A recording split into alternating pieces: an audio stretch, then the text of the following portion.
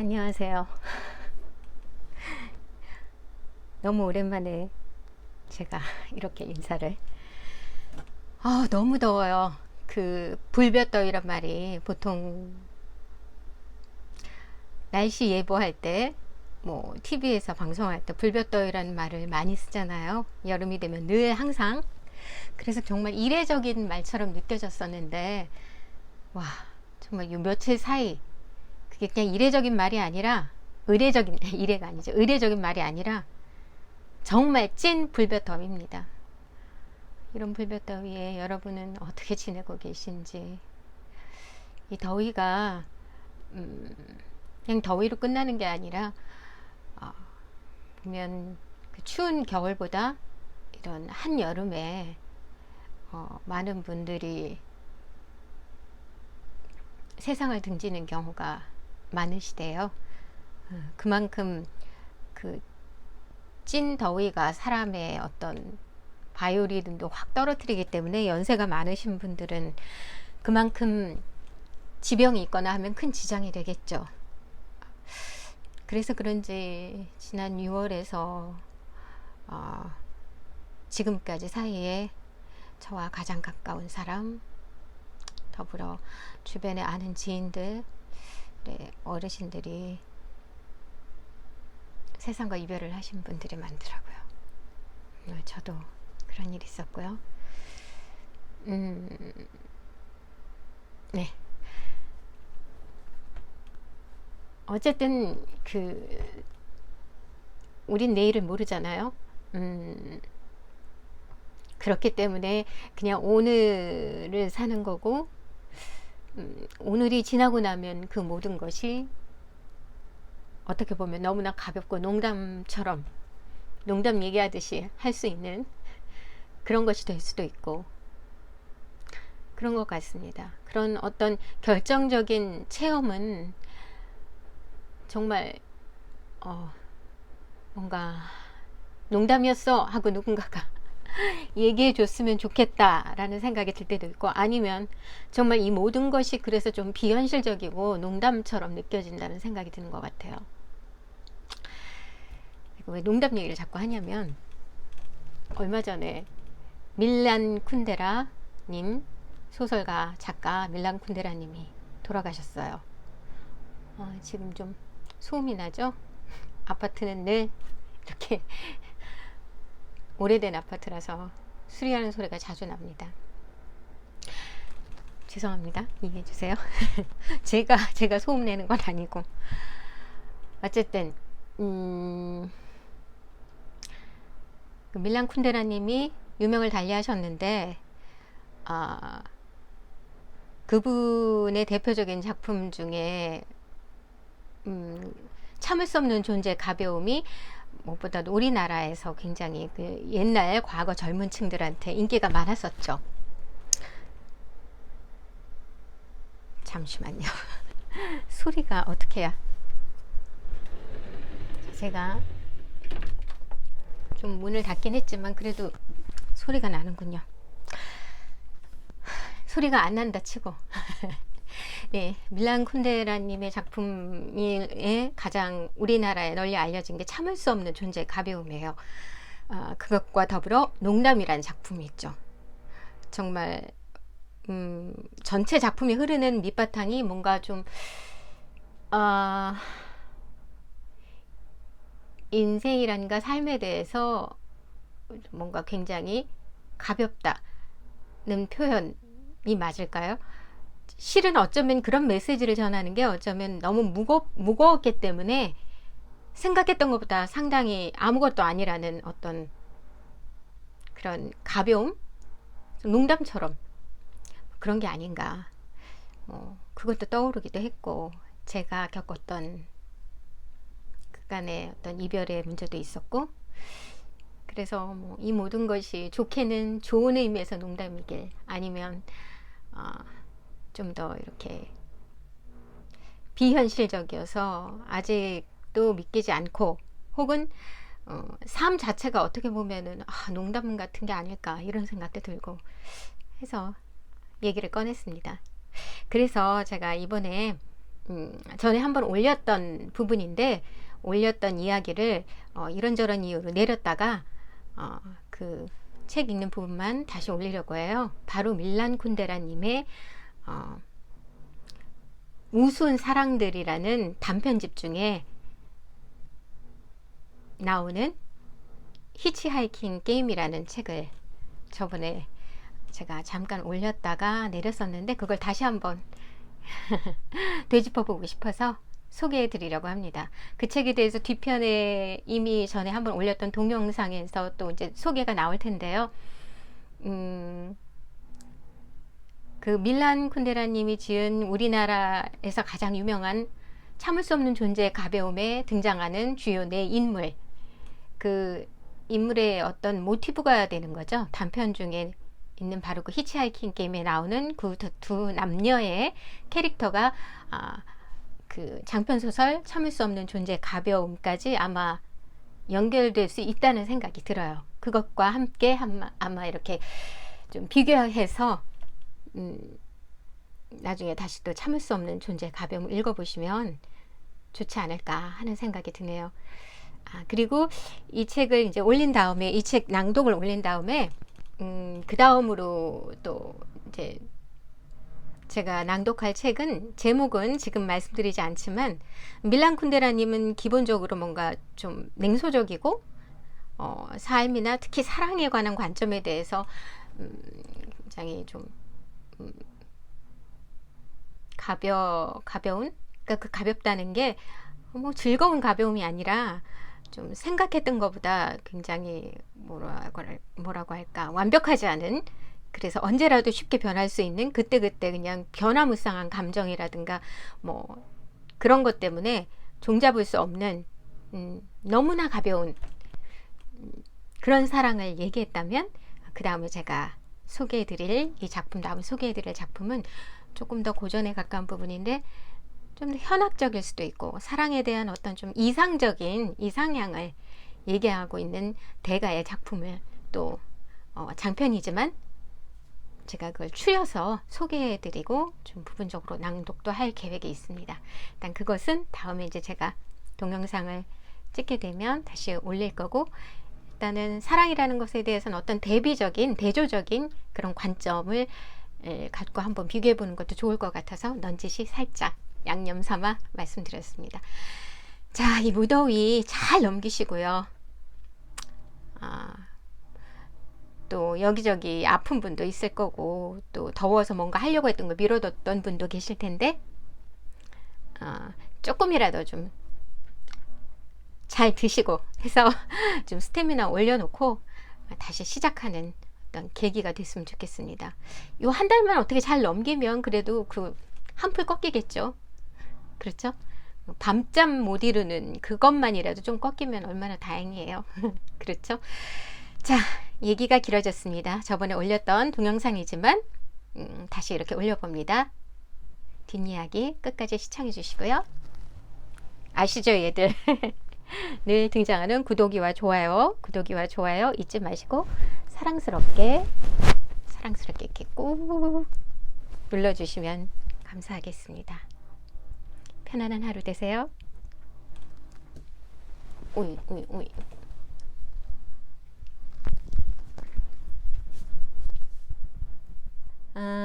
잘 보고 제가 또 이 얘기를 하는 이유가 봄에 맞는 정말 좋은 설렘하는 공연이었고, 그리고 그거에 맞춰서 어떤 사랑에 관한 단편을 또 한번 읽으려고 하거든요.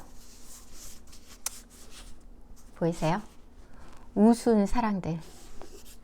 참 제목이 냉소적입니다. 우스운 사랑들이래요. 사랑들. 우스운 사랑들. 사랑이 우습니? 사랑이 장난이야? 근데 희한하게도 이 제목만큼이나 안에 내용들은 뭔가 사랑에 대해서 사랑을 무슨 장난질하는 느낌? 그냥 느낌을 받았어요. 그러니까 이 작품은 뭐냐면 밀란 쿤데라 아시죠? 참을 수 없는 존재의 가벼움. 유명한 작가잖아요. 그분의 단편집의 제목이에요. 우스운 사랑들은.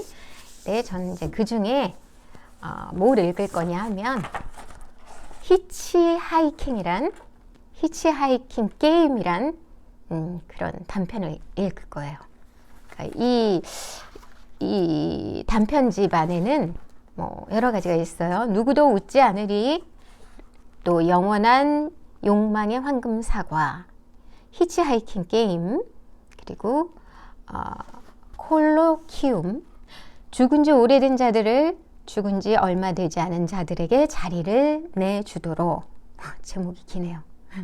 그거랑 또 20년 후에 하벨 박사, 그리고 에드바르트와 하느님, 이렇게 여러 작품이 수록되어 있는 단편만 수록되어 있습니다.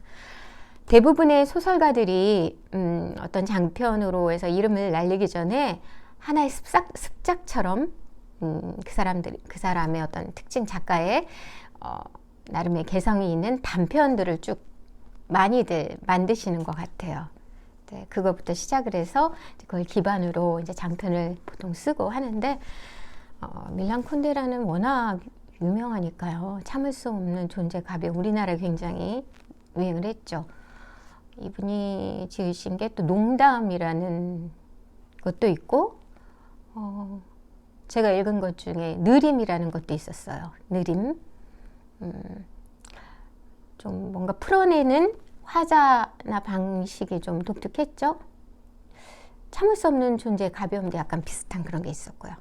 제가 읽으려는 이 히치하이킹 게임은 나름 이걸 읽으면서 참을 수 없는 존재의 가벼움도 좀 떠오르더라고요. 다루는 그런 내용이. 그러니까 일단 이 작가분은 다른 걸 이제 떠나서 이제 2차 대전을 기준 정점으로 해서 워낙 체코 이제 공산국가였을 때 이제 소비에트 연방의 지배를 받던 시절에 체코 태생이신데 그쪽에서 활동을 하시다가 프라하의 봄에 참여하시고 어찌어찌 해서 이제 더 이상 이제 체코에 살기가 어려운 상황이 돼서 프랑스로 망명을 하셨고, 그런 이후에는 쭉 프랑스에서 이제 작품 활동을 하다가 임시 귀국한 적은 있으세요. 89년인가 언제 그때 잠시 임시 귀국을 하셨는데 결국은 이제 체코에 남지 못하고 타국 생활을 하신 것 같습니다.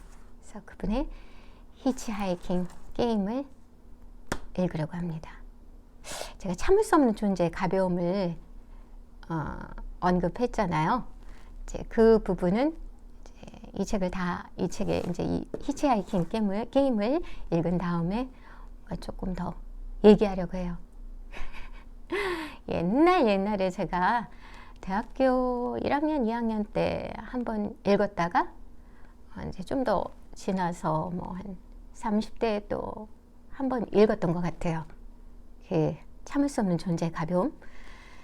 그러니까 어떤 명작은 그런 것 같아요. 그 시기에 따라 느껴지는 게 다르다고 해야 하나? 아는 만큼 보인다고, 겪은 만큼 또 안다고, 그런 재미가 있죠. 모든 명작이라든가 고전은 그런 것 같습니다. 자, 물을 한 잔 마시고, 그리고 이제 읽을게요. 자, 안경을 쓰고, 안 쓰면 잘 안 보여서요. 저보다는 이 꽃을 많이 보시는 게 더 좋겠죠? 저는 조금 가려지는 게 좋을 것 같네요. 이게 좀 지저분한가요? 그러니까 제가 자꾸 이쪽 시선을 보는데, 그러면 자, 꽃을 감상하시면서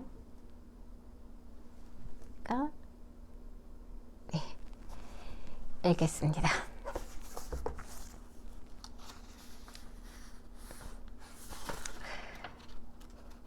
단편집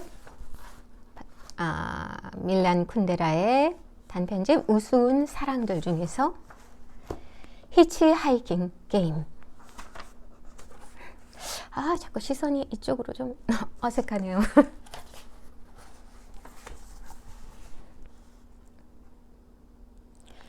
연료 계기판 바늘이 갑자기 0을 향해 흔들리자 이 컨버터블은 대체 기름을 얼마나 먹어대는 건지 모르겠다고 운전하던 젊은이가 말했다. 지난번처럼 기름이 바닥나지만 않으면 좋겠네. 22살쯤에 아가씨가, 어머, 아가씨였네. 죄송합니다. 처음부터 다시 읽을게요. 네, 읽어보고도 이렇게 헷갈려. 연료 계기판 바늘이 갑자기 0을 향해 흔들리자 이 컨버터블은 대체 기름을 얼마나 먹어대는 건지 모르겠다고 운전하던 젊은이가 말했다. 지난번처럼 기름이 바닥나지만 않으면 좋겠네. 22살쯤의 아가씨가 이렇게 지적하고는 이런 일이 일어났던 여러 장소를 그에게 환기했다. 젊은이는 그녀와 같이 있을 때 일어나는 일들이 자기에게는 모두 모험처럼 매력적이기 때문에 걱정 안 한다고 답했다. 아가씨 의견은 그렇지 않았다. 허허 벌판에서 기름이 떨어졌을 때 그것은 언제나 그가 모험이라고 하니 그 표현을 따르면 그녀를 위한 그리고 오로지 그녀만을 위한 모험이었으니 왜냐하면 그는 숨어있고 그녀가 여성적 매력을 이용하고 악용해야 했기 때문이다. 자동차를 불러 세우고 제일 가까운 주유소까지 데려다 달라고 하고 그 다음 또 다른 자동차를 세우고 석유통을 들고 돌아오는 것이었다. 그 일을 그렇게 고역이었다 말하는 걸 보니 그녀를 차에 태워준 운전자들이 아주 싫었던 모양이라고 청년이 말했다. 아가씨는 좀 서투른 애교를 섞어 가끔 아주 괜찮은 사람도 있었지만 기름통을 떠맡고 있는 데다가 뭘 어떻게 해볼 시간도 없이 차에서 내려야 하는 바람에 기회를 활용할 수가 없었다고 대답했다.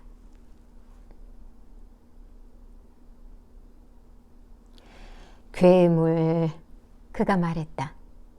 그녀는 괴물은 바로 그라고 답했다. 그가 혼자 운전할 때 길에서 얼마나 많은 여자들이 그를 멈춰 세울지 누가 알겠는가. 그는 운전을 하면서 그녀의 어깨를 안고 이마에 입을 맞추었다. 그는 운전을 하면서 그녀의 어깨를 안고 이마에 입을 맞추었다. 그는 그녀가 자기를 사랑한다는 것을 그리고 질투한다는 것을 알고 있었다.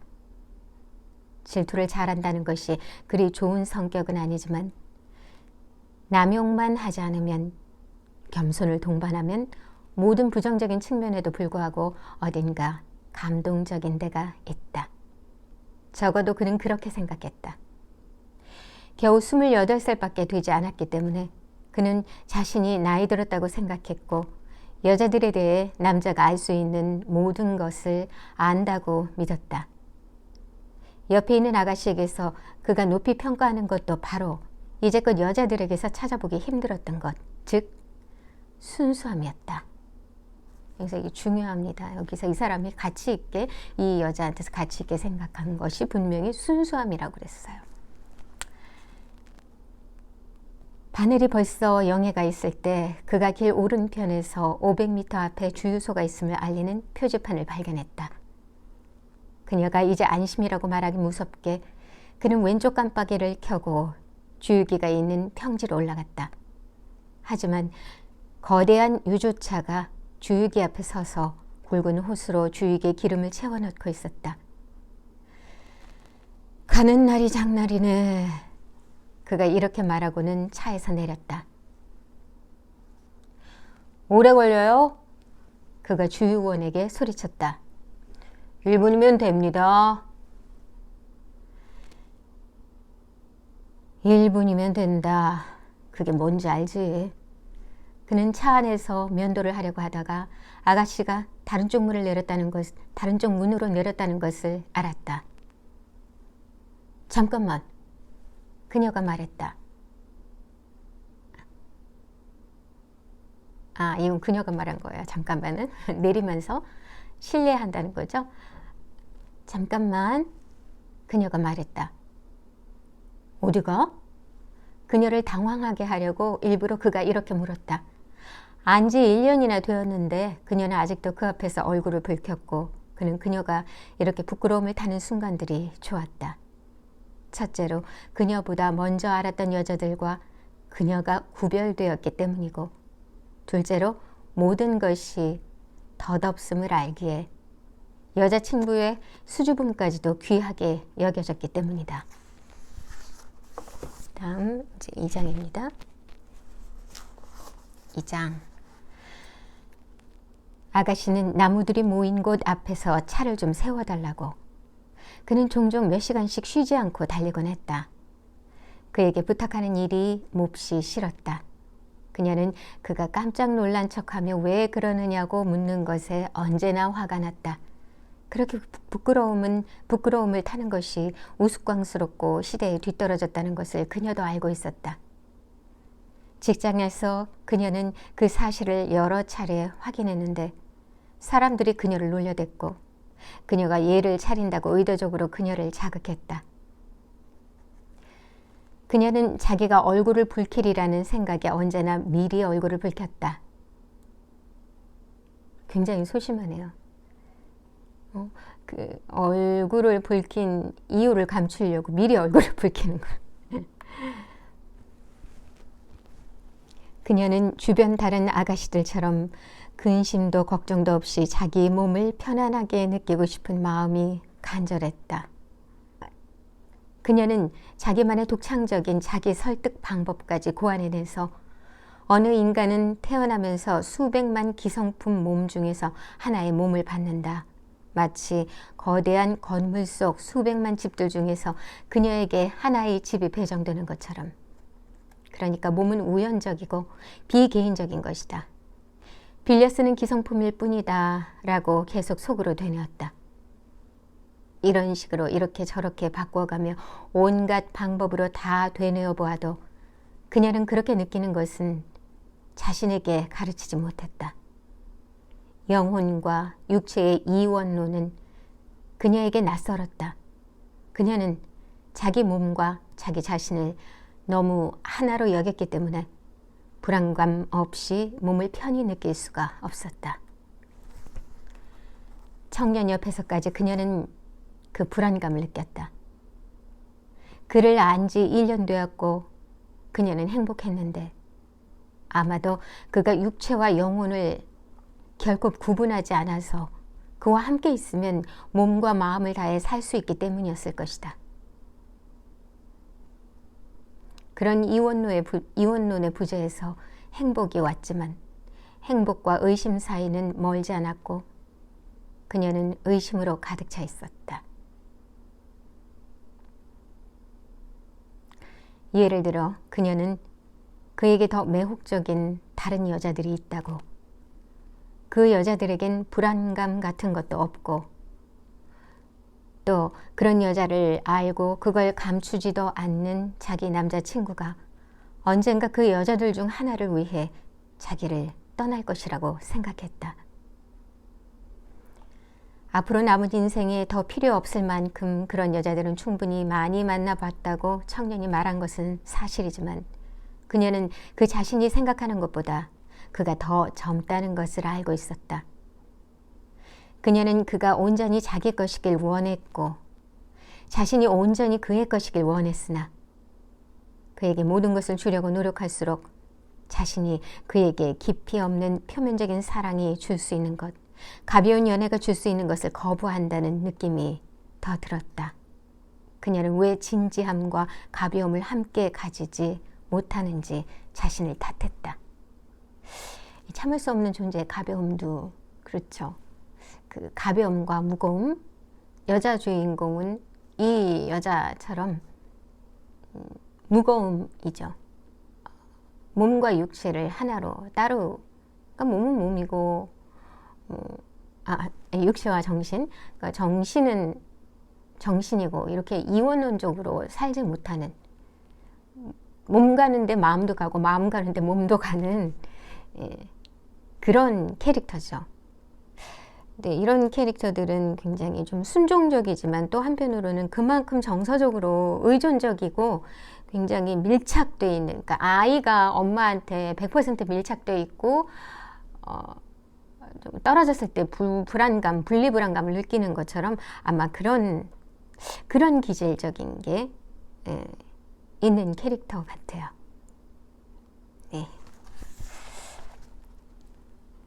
그러나 그날 그녀는 자신을 괴롭히지도 않았고 그런 생각을 하지도 않았다. 그녀는 기분이 좋았다. 휴가 첫날이었고 한 해 내내 오매불만 기다린 2주간의 휴가. 하늘은 파랬으며 한 해 내내 그녀는 하늘이 정말 파랄지 걱정하곤 했다. 그가 그녀와 함께 있었다. 그가 어디가? 라고 한 뒤 그녀는 얼굴을 붉히고 아무 말 없이 뛰어갔다. 그녀는 허허벌판의 길가에 있는 주유소를 빙 돌아갔다. 100m쯤에서 그들이 이제 가야 할 방향으로 숲이 시작되었다. 그녀는 그쪽으로 달려가 행복감에 빠지며 덤불 뒤쪽으로 사라졌다. 사랑하는 이의 존재가 주는 기쁨도 그것을 온전히 느끼기 위해서는 혼자가 되어야 한다. 자, 이 말이 뭔가 좀 생각을 해봤어요. 사랑하는 이의 존재가 주는 기쁨도 그것을 온전히 느끼기 위해서는 혼자가 되어야 한다. 오히려 그 사람과 있을 때는 막 어떤 설렘은 있지만 그 존재가 얼마나 자기한테 컸는지 그런 기쁨은 혼자 있을 때 그 사람을 떠올리면서 다시금 더 확장되고 확대되고 또 더 크게 이렇게 뭐라 그래야 되나 이렇게 부풀어 오르죠. 일단은 대부분 사람은 이제 자기의 판단이나 내지는 자기의 상상력과 생각에 의해서 많은 것을 규정하잖아요. 그러니까 어떤 사랑에 빠졌을 때도 그 존재를 만나고 있는 순간이 물론 좋겠지만 떨어져 있어 혼자 있을 때 그 사람에 대한 어떤 그리움이 더 커지잖아요. 그리고 존재감이 더 크게 느껴지고 자기도 모르게 그것을 더 과장되게 생각할 수도 있고 아마 그런 뜻이 아닌가? 뭐 다른 뜻일 수도 있겠지만 제가 생각하는 그것은 아마 그게 아닐까 그런 생각이 드네요. 그 다음 그녀는 숲에서 나와 다시 길로 나섰다.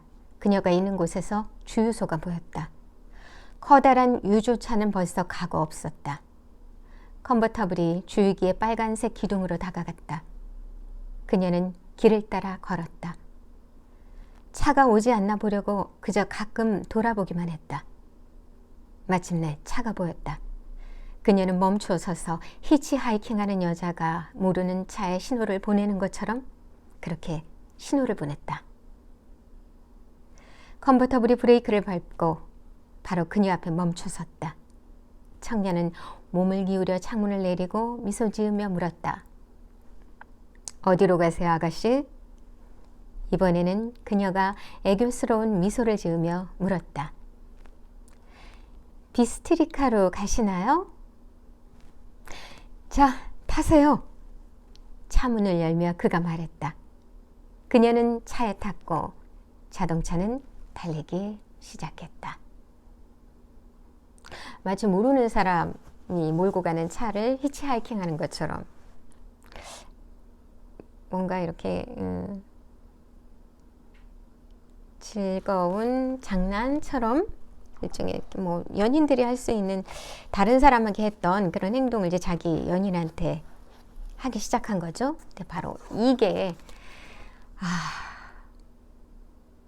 이제 이야기의 발단의 시초가 되는 것 같습니다.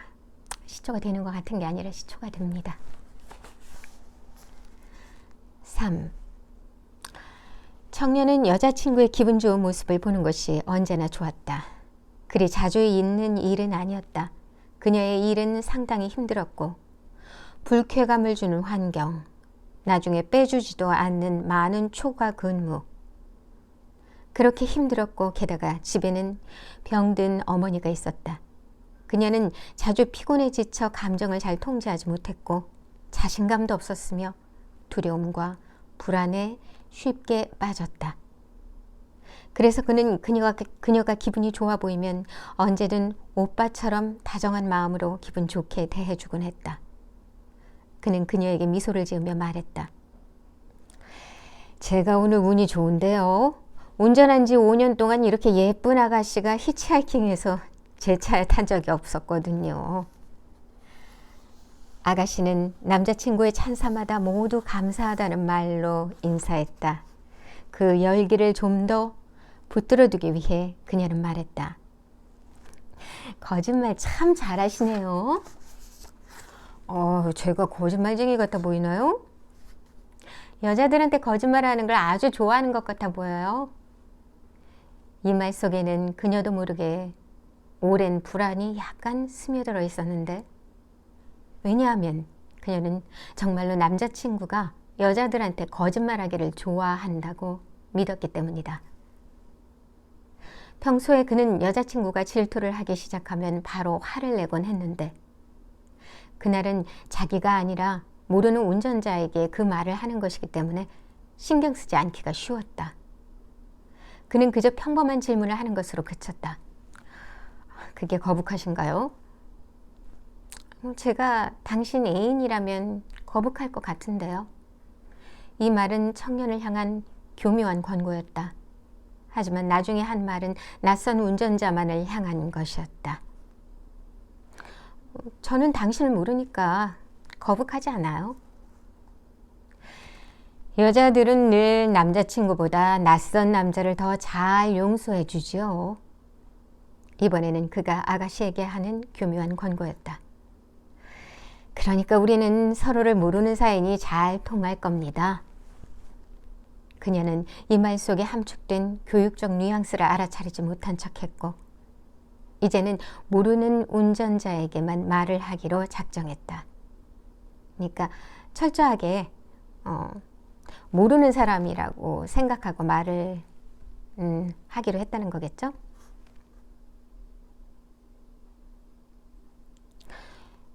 몇 분 후면 헤어질 텐데 그게 우리한테 무슨 도움이 되는데요? 왜요? 그가 물었다. 제가 비스트리카에서 내릴 거라는 거 아시잖아요. 제가 당신하고 같이 내리면요? 이 말에 그녀는 눈을 들어 청년을 보았고 질투에 가슴이 찢어질 때 자기가 상상했던 그대로임을 확인했다. 그녀는 그가 자신에게 히치하이킹하는 모든 여자에게 그렇게 추파를 던지고 그것이 그를 몹시 매혹적으로 만든다는 것에 온몸이 오싹해졌다. 그녀는 그래서 도발적으로 무례하게 받아쳤다. 당신이 나를 어떻게 할 건지 궁금한데요? 이렇게 예쁜 아가씨를 어떻게 할 건지 많이 생각할 필요는 없을 것 같습니다.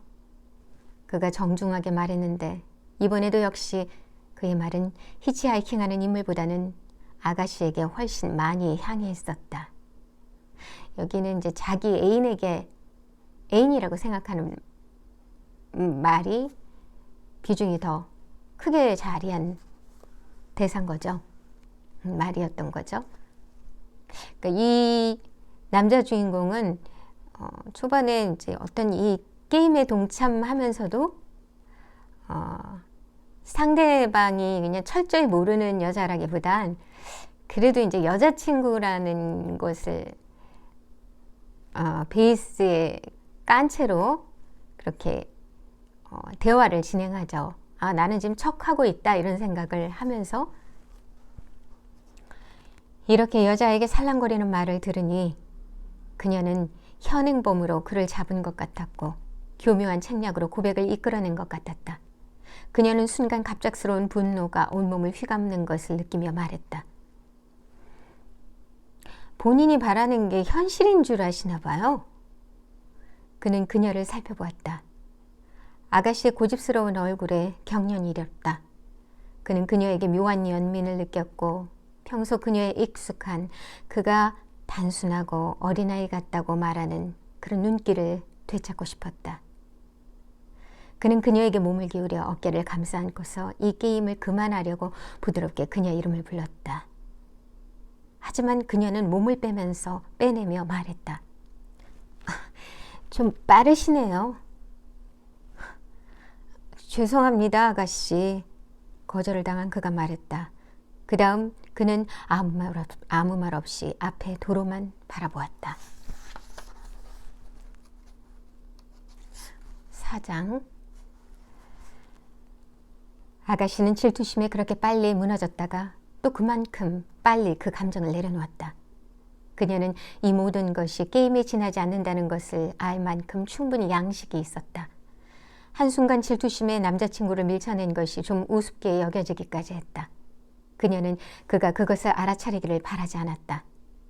다행히 그녀에겐 자기 행동의 의미를 나중에 수정하는 놀라운 능력이 있어서 아까는 화가 나서 그렇게 한 것이 아니라 단지 게임을 계속하기 위해 가볍게 즐길 수 있으니 휴가 첫날에 아주 잘 맞는 그 게임을 계속하기 위해 그런 것으로 하자고 마음먹었다.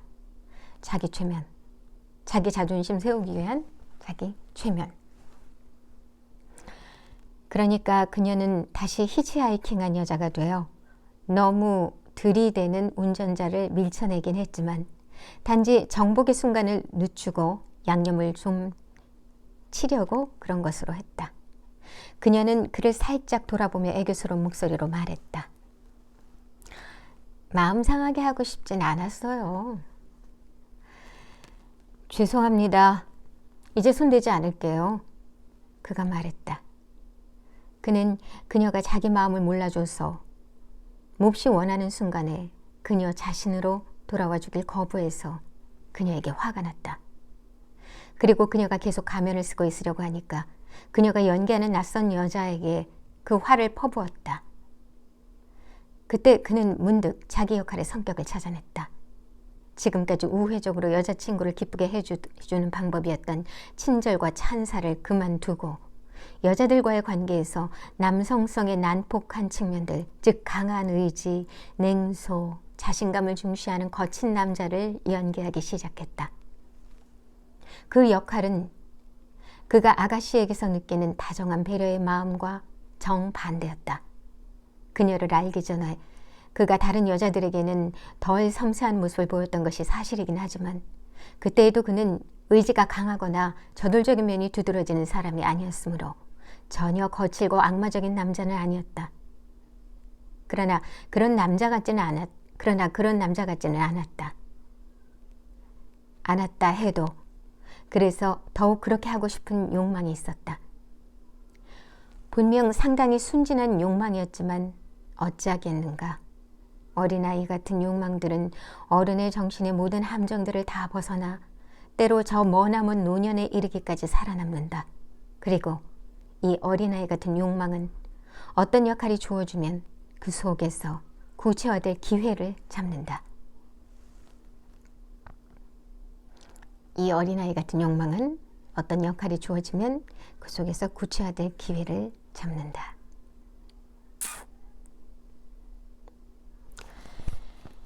청년이 냉소적으로 거리를 두는 것이 아가씨에게는 마침 잘된 일이었다. 그녀 자신에게서 이 아가씨를 풀어놓아 주었던 것이다. 왜냐하면 그녀 자신이란 바로 질투였기 때문이다. 남자친구가 여자들을 유혹하는 재주를 과시하기를 그만두고 굳은 얼굴만을 보이자 그녀의 질투는 바로 가라앉았다. 그녀는 자신을 잊고 자기 역할에 빠져들 수 있었다. 그녀의 역할, 어떤 역할인가? 삼류 소설에서 가져온 역할이었다. 그녀가 차를 세운 것은 어디를 가기 위해서가 아니라 운전대에 앉은 남자를 유혹하기 위해서였다. 히치하이킹하는 여자는 오로지 자기 매력을 기막히게 활용할 줄 아는 사악한 요부였다. 아가씨는 자기 자신도 놀라고 신기할 만큼 쉽게 이런 우스꽝스러운 소설 속 인물 속으로 빠져들어갔다. 바로 그렇게 그들은 나란히 앉아 있었다. 운전자와 히치하이킹한 여자. 모르는 두 사람. 그러니까 평상시는 완전 현실적으로 소심하고 굉장히 무거운 존재인 이 여자 주인공은 어떤 사람이 다면적인 부분이 있잖아요. 어떤 본능적으로 욕망은 있으나 몸 따로 마음 따로가 잘 안 되는 사람이니까 가볍지 못했어요. 근데 안전한 상태에서 진짜 낯선 남자가 아니라 이미 아는 남자지만 그런 척 하는 거죠. 모르는 척? 그런 속에서, 그런 안전장치가 있는 속에서는 좀 더 이렇게 마음대로 자유스러워질 수 있지 않을까라는 어떤 소심한 그 일탈? 그런 게임 행동, 그런 장난, 그런 스릴, 그것에 이제 심취하게 되는 게 되게 되는 거죠. 5. 청년이 자기 삶에서 가지지 못해 가장 아쉬운 것은 바로 근심 걱정 없는 태평함이었다. 여자 입장에서 볼 때는 이 청년이 약간 이원론적으로 정신과 어떤 그 마음과 몸이 분별해서 따로 갈 수 있는 사람이라고 생각하기 때문에 그만큼 불안하고 질투심, 어떤 여자하고도 그냥 가볍게 그럴 수 있으니까 그런 속에서 자기도 모르게 또 나 아닌 다른 사람을 사랑하게 되지도 않을까 하는 불안감이 항상 쌓여 있는데 그와 또 예상 밖에 실은 이 청년은 굉장히 근심 걱정이 많은 사람이에요. 어쩌면 그래서 더 이제 가벼워지고 싶어 하는 사람이죠. 실은 진짜 가볍다기보다는 가벼워지고 싶어 하는 사람. 그래서 그 갖고 싶은 것이 근심 걱정 없는 태평함. 너무 이제 삶이 지치니까 그의 인생길에는 빈틈없이 엄격하게 선이 그어져 있었다. 일은 하루 8시간을 더 잡아먹었다. 하루의 나머지 시간은 꼭 참석해야 하는 골치 아픈 회합들과 집에서 하는 학업으로 채워졌다. 그리고 수많은 동료들의 시선 때문에 아주 조금 남은 사적인 시간까지 일이 스며들어 그의 사생활은 결코 감추어지지 못했고 수차례 험담과 공개 토론의 대상이 되었다. 심지어 이 주간의 이 휴가조차 그 어떤 해방감이나 신나는 모험 같은 느낌도 주지 않았다. 여기에도 엄격한 계획의 잿빛 그림자가 드리워 있었다. 휴가지 숙박시설이 부족해서 그는 6달 전에 미리 타트라에 방을 잡아둬야 했고 그러기 위해 그의 직장 노동조합위원회에 추천이 필요했는데 그 위원회의 영혼은 어느 곳에서든 단 한순간도 멈추지 않고 그의 행적과 하는 일을 낱낱이 추적했다. 이게 체코였기 때문에 공산국가잖아요. 그러니까 어떤 모든 것에 이제 약간 그런 중앙 그 정부 중심의 어떤 철저한 관리를 받게 되기 때문에 아마 이런 일이 가능한 게 아닌가 싶네요. 그는 결국 이 모든 것을 다 받아들였지만 때로 자신이 어떤 길에서 모든 이들이 지켜보는 가운데 절대 벗어날 수 없게 추적당하고 있는 끔찍한 모습을 떠올리곤 했다. 바로 그때 그 모습이 불쑥 떠올랐고 어떤 기묘한 합선이 일어나 상상 속 길과 지금 달리고 있는 실제 길이 한데 섞이고 말았다. 이 기이하고도 순간적인 현상이 갑자기 그로 하여금 터무니없는 행동을 하게 만들었다. 어디로 가신다고 했죠? 비스트리카요. 거기 뭐하러 가세요? 약속이 있어요. 누구하고요? 어떤 남자분하고요. 바로 그때 컨버터블은 큰 사거리에 접어들고 있었다. 청년은 이정표를 읽기 위해 속도를 멈추었다. 그런 다음 우회전을 했다. 약속 장소에 안 가면 어떻게 되는데요? 당신 잘못일 테니 저를 책임지셔야죠. 방금 노베잠키로 들어선 거 못 보셨어요? 정말요? 돌았군요. 걱정 마세요. 내가 당신을 책임질 테니까. 게임은 단번에 새로운 성격을 띠게 되었다. 자동차는 상상 속 목적지 비스트리카에서 멀어졌을 뿐만 아니라 실제 목적지, 그녀가 바로 그날 아침 목표로 삼고 출발했던 목적지 타트라와 예약된 방으로부터 멀어져 갔다. 연기한 삶이 실제 삶을 잠식해 들어가고 있었다. 청년은 자기 자신으로부터 멀어져 갔고 동시에 이제껏 한 번도 벗어난 적 없었던 엄격하게 규정된 길에서도 멀어져 갔다. 하지만 타트라에 가신다고 했잖아요. 그녀가 놀라며 말했다. 나는 내가 가고 싶은 곳으로 가요. 난 자유로운 사람이고 내가 원하는 건 내 마음에 드는 것을 한다고요. 이 배경이 이제 가벼워지고 싶은 이 사람은 뭔가 이렇게 어떤 법제화된 것, 규범, 내지는 법 이런 거에 얽매이는 거를 별로 좋아하지 않는 사람인데 또 시대적 배경으로나 봤을 때 간섭을 받을 수밖에 없죠. 체코의 공산 치하, 정부 치하에서는 그거 자체가 워낙 생활 속에서 힘들었고 일을 하면서도 그랬고 게다가 개인적으로도 아픈 부모님이 계셨기 때문에 더 그랬고 그래서 이제 좀 가벼워지고 싶은 사람인데 자기도 모르게 이제 여행을 가면서 이런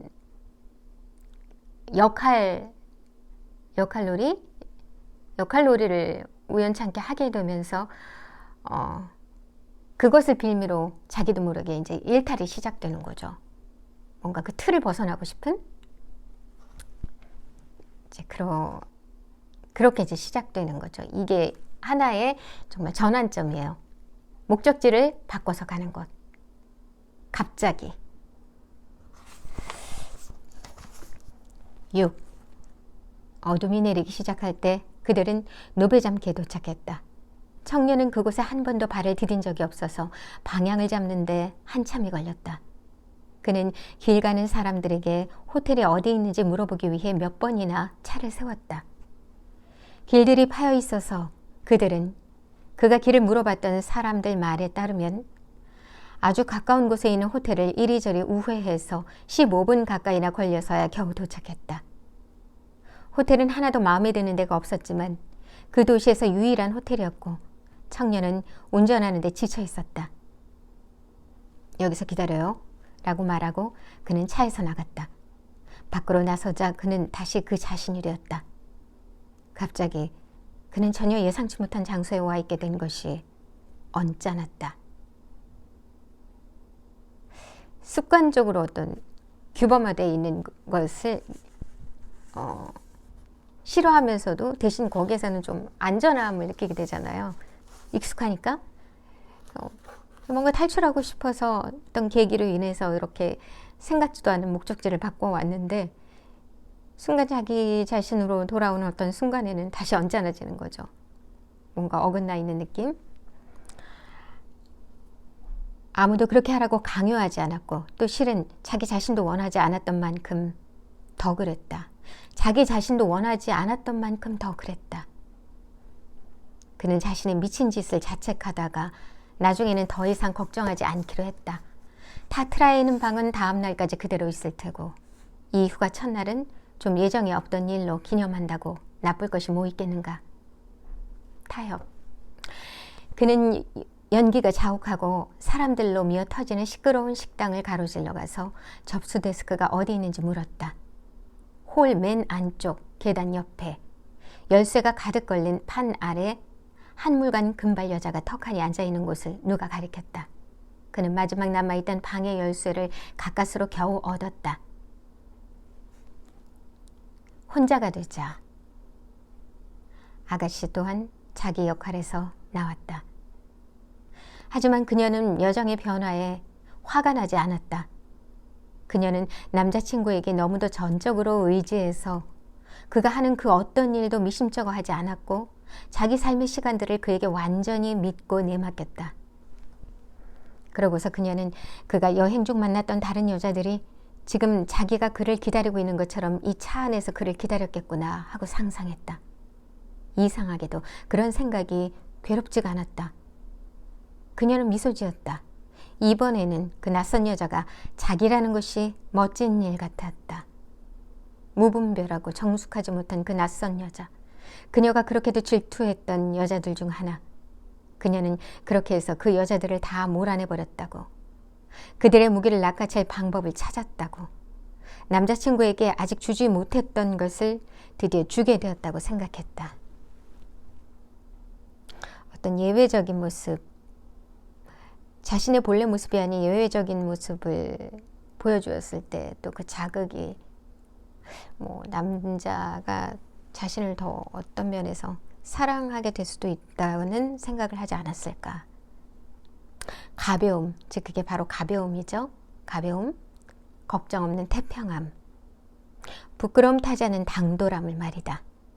그녀는 자신이 혼자서 이 모든 여자들이 될 수 있으며 그렇게 해서 사랑하는 이의 마음을 그녀 혼자 전부 빼앗아 완전히 자신에게만 집중하게 할 수 있다는 생각에 아주 각별한 만족감을 느꼈다.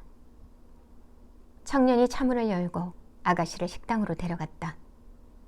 왁자지껄 시끄럽고 지저분하고 연기가 자욱한 가운데 그는 한쪽 구석에 딱 하나 남은 빈 테이블을 발견했다.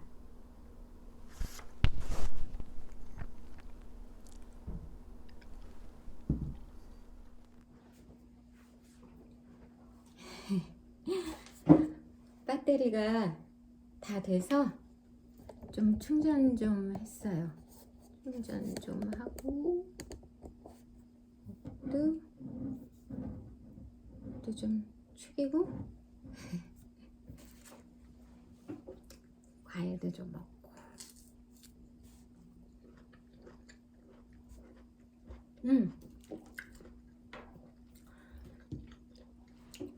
맞아 이거를 안 꼽았어. 아유 정말 죄송합니다. 전 리얼이에요. 브이로그니까 이런 거 안 꽂았으면 안 꽂은 대로 이런 거 다 그냥 그대로 나와야죠. 지금 꽂았습니다.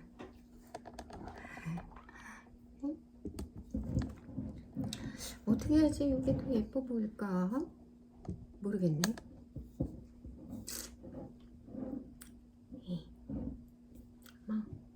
꽃은 꽃대로 이쁜 거니까.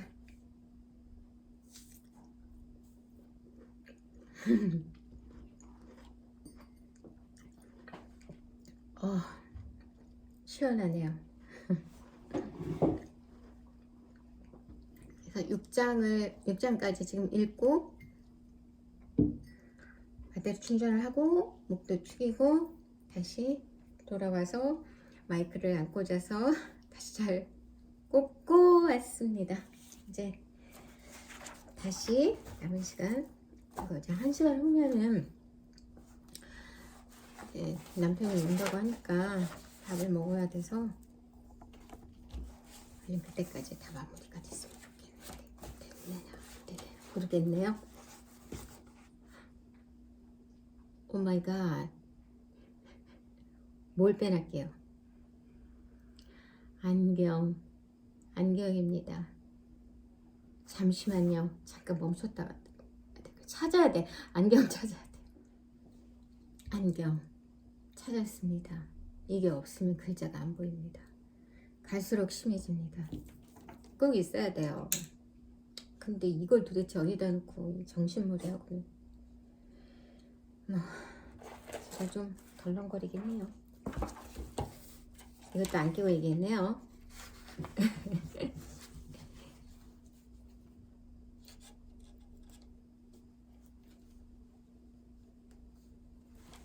이게 무슨 동영상이 거울인가? 이걸 보고 막 끼우게. 에휴, 정말 아줌마 어쩌나요. 자, 이제 다시 집중을 하고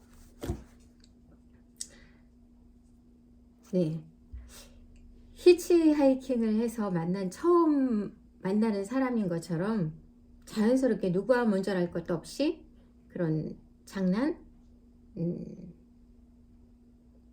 역할극? 뭐 그런 상황이 됐어요. 여자는 뭔가 자기가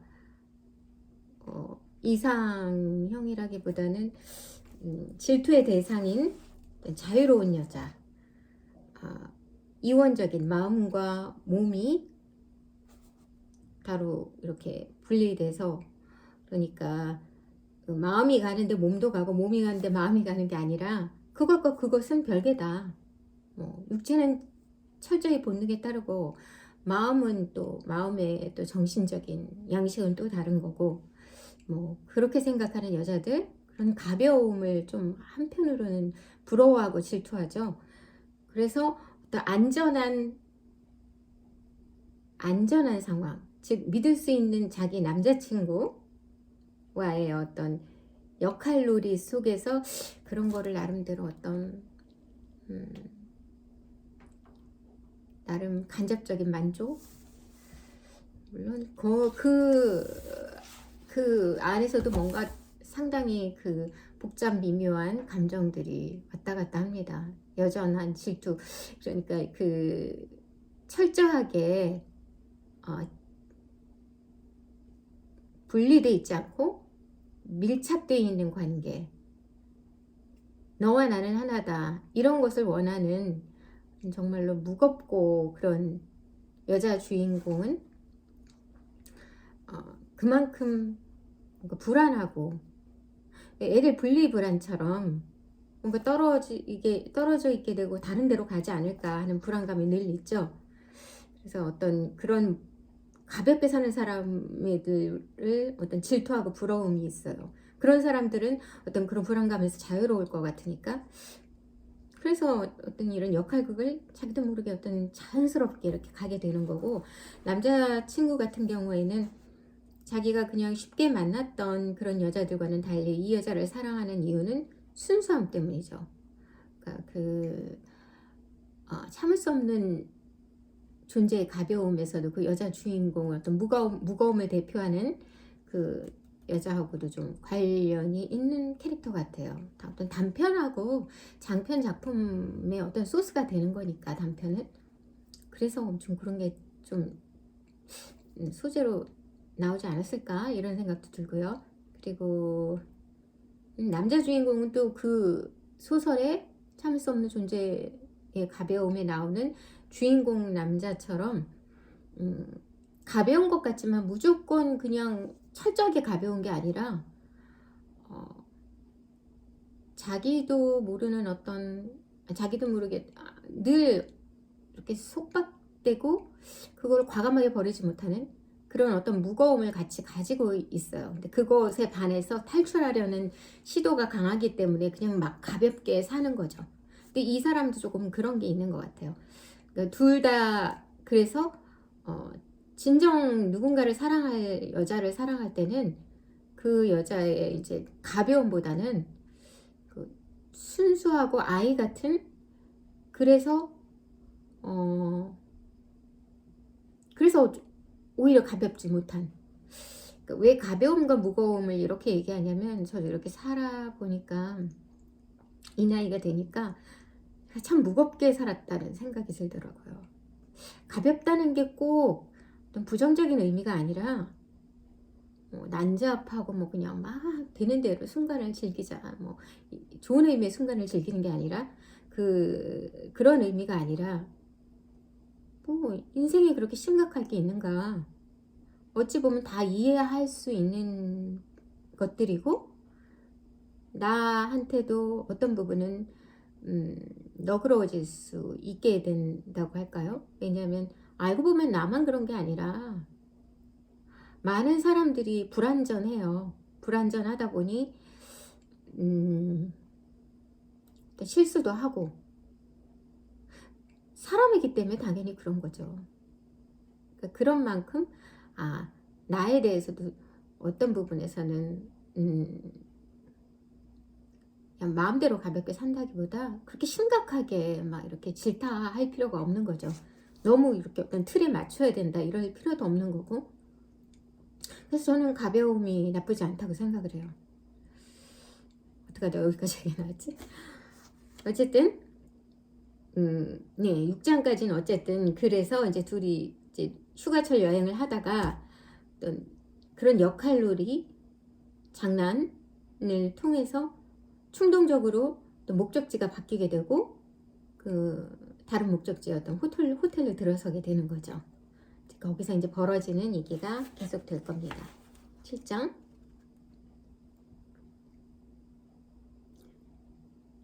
이제 당신이 날 어떻게 책임져 줄 건지 봐야겠네요. 아가씨가 도발적으로 말했다. 식전술 하겠어요? 그녀는 술을 별로 즐기지 않았다. 포도주나 조금 마시는 정도로 포르투갈 포도주를 좋아했다. 하지만 이번에는 일부러 보드카요 라고 답했다. 좋아요. 그가 말했다. 취하지 않으시길 바랍니다. 그 다음에는요? 그녀가 말했다. 그는 대답하지 않고 종업원을 불러 보드카 2잔과 스테이크 2를 시켰다. 잠시 후 종업원이 잔 2개를 가져와 그들 앞에 놓았다. 그는 잔을 들고 말했다. 당신을 위하여? 좀 더 창의적인 말은 못 찾아내세요? 아가씨가 한 게임에는 무언가 그의 신경을 거스르기 시작하는 것이 있었다. 지금 그녀와 마주 앉아서 그녀가 다른 사람 같은 것이 단지 그녀 말 때문만이 아니라 완전히 전부 손짓도 몸짓도 다 바뀌어버렸기 때문이며 그가 너무나 잘 아는 좀 혐오감을 느끼는 그런 여자들과 유감스럽게도 똑같이 닮았기 때문이라는 것을 깨달았다. 그래서 그는 여전히 술잔을 앞으로 내밀고 건배사를 바꿨다. 좋아요. 당신을 위해서가 아니라 동물의 좋은 특성들과 인간의 결합들을 겸비한 당신네 종을 위해 마시죠. 저희 종이라 하시면 모든 여자들 말인가요? 아니요. 당신하고 비슷한 여자들만요.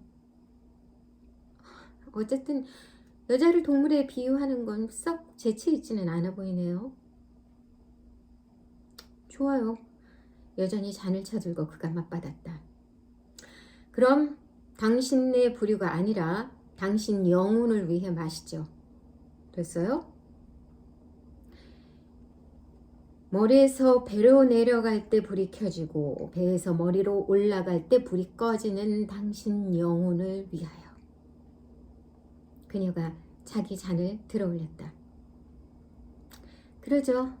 배로 내려가는 내 영혼을 위하여. 다시 하나만 살짝 고치죠. 그가 말했다. 차라리 당신 영혼이 내려가는 배를 위해 마십시다. 내 배를 위하여. 이렇게 말하자 그녀의 배는 그들이 이름으로 그것을 지칭했을 때 그것 호미형에 답하는 것 같았다. 그녀는 자기 살갗의 모든 밀리미터까지 다 느껴졌다. 그 다음 종업원이 스테이크를 가져왔다. 그들은 2번째 보드카와 탄산수를 주문했고 이번에는 아가씨의 가슴을 위해 마셨다. 이상하게 경박한 어조로 대화가 이어졌다. 자동적으로 무의식적으로 그렇게 되는 거겠죠. 그는 여자친구가 어느 정도까지 쉬운 여자로 행동할 줄 아는지 보면서 점점 더 짜증이 일었다. 그렇게 쉽게 그런 인물이 될 수 있다면 그녀가 정말로 그런 사람이기 때문이다. 그는 속으로 이렇게 말했다. 사실 그것은 어딘가에서 솟아나 그녀 살갗 아래 스며들어간 다른 여자의 영혼이 아니었다. 그녀가 그렇게 연기하는 여자는 그녀 자신이었다. 아니면 적어도 그녀라는 존재의 한 부분으로 평소에는 그녀가 빗장을 질러 가두어 두지만 게임이라는 핑계가 우리에서 튀어나오게 만든 것이었다. 그녀는 아마 이 게임을 하면서 자신을 부정한다고 믿었던 모양이다. 그러나 정확히 반대가 아니었을까? 그녀를 자기 자신으로 만들어준 것이 이 게임 아니었을까? 그리고 그녀를 풀어준 것이? 그렇다. 그의 앞에 있는 여자는 여자친구 몸 안에 들어간 다른 여자가 아니었다. 그것은 바로 그의 여자친구, 그녀 자신이고 다른 누구도 아니었다. 그는 점점 더 거부감을 느끼며 그녀를 바라보았다. 하지만 그것은 거부감만이 아니었다. 그녀가 정신적으로 그에게 낯설수록 그는 육체적으로 더 그녀를 욕망했다. 영혼이 낯설다는 사실이 그녀 육체를 더 눈에 띄게 했다.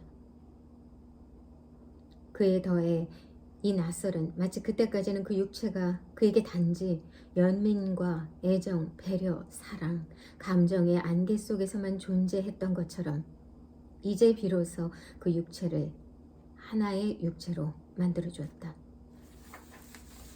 마치 그녀의 육체가 그 안개 속에 파묻혀 보이지 않았던 것처럼, 그렇다. 마치 그 육체가 사라져 보이지 않았던 것처럼 처음으로 청년은 여자친구의 육체를 본다고 생각했다. 탄산수를 섞은 세 번째 보드카를 마신 뒤 그녀는 자리에서 일어나 잠깐만요 라고 말하며 요요만 미소를 지었다. 어디 가시는지 물어도 될까요, 아가씨? 오줌 누러 가요. 허락해 주신다면. 그러고는 그녀는 테이블들 사이를 가로질러 식당 맨 안쪽 벨벳 커튼 쪽으로 갔다. 8장. 아가씨는 자기 입에서 그가 한 번도 들어본 적 없는 이런 말로, 사실 별 대수롭지 않은 말이지만 그를 경악하게 만든 것이 아주 만족스러웠다. 그 단어를 요염하게 강조해서 말한 것보다 자신이 연기하는 인물을 더 잘 표현해 주는 것은 없는 것 같았다. 그렇다. 그녀는 만족스러웠고 최고의 기분이었다. 그녀는 이 게임에 매료되었다. 이 게임은 그녀에게 완전히 새로운 감각들을 가져다 주었다. 예를 들어 책임질 필요도 없고 근심 걱정 없는 무사태평한 느낌 같은 것. 자유로움? 자유? 그녀가 동경하는 자유? 가벼움? 늘 다가올 다음 순간이 두려워 떨던 그녀가 갑자기 전혀 긴장 없이 편안한 느낌이 되었다. 그녀가 갑자기 풍덩 빠져든 다른 여자의 삶은 부끄러움을 모르는 삶, 개인을 규정하는 아무것도 없는 삶, 과거도 미래도 없는 삶, 아무 약속도 지킬 필요 없는 삶이었다. 히치하이킹하는 여자가 되어 그녀는 모든 것을 다 할 수 있었다. 모든 것이 그녀에게 허락되었다. 무슨 말이나 다 하고 무엇이든 다 하고 무엇이든 다 느낄 수 있었다. 홀을 가로질러 가면서 그녀는 모든 테이블에서 다 그녀를 지켜보고 있다는 것을 알아차렸다. 그것 역시 그녀가 알지 못했던 새로운 느낌이었다. 자신의 몸이 부여하는 정숙함을 벗어던진 쾌감. 지금까지 그녀는 젖가슴을 부끄러워하는 14살 사춘기 소녀. 자기 몸에 그것이 솟아오르고 다 드러나 보일 거라는 생각에 음란해서 싫다고 느꼈던 소녀에서 결코 완전히 벗어나지 못했다. 그녀는 예쁘게 생기고 몸매가 아름답다는데 자긍심이 있기는 했지만 이 자긍심은 곧 부끄러움으로 수정되곤 했다. 그녀는 분명 여자의 아름다움은 무엇보다 성적 욕망을 불러일으키는 능력에서 발휘된다고 느꼈지만 그녀에게는 바로 거기에 무언가 불쾌한 것이 있었다. 그녀는 자신의 몸이 자기가 사랑하는 남자에게만 향하기를 바랐다. 남자들이 거리에서 그녀의 가슴을 쳐다볼 때면 이 시선들이 그녀와 그녀의 연인에게만 속하는 가장 은밀한 그녀의 내면을 더럽히는 것 같았다.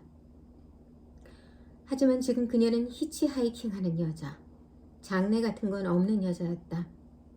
그녀는 사랑의 부드러운 사슬에서 해방되어 자기 몸을 강렬하게 의식하기 시작했다. 그리고 그 몸을 살펴보는 시선들이 낯설수록 더욱더 그 몸이 그녀를 흥분시켰다. 그녀가 마지막 테이블 곁을 지나가고 있는데 은근히 취한 한 남자가 아마 사교계를 아는 특별한 사람으로 보이고 싶은지 프랑스어로 그녀에게 말을 걸었다.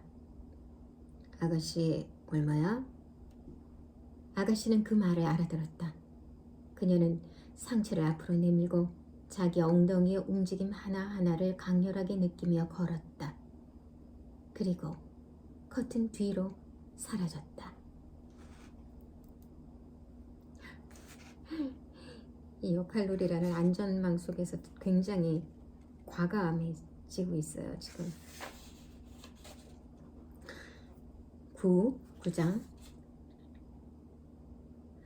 우스운 게임이었다. 우스운 게임이었다.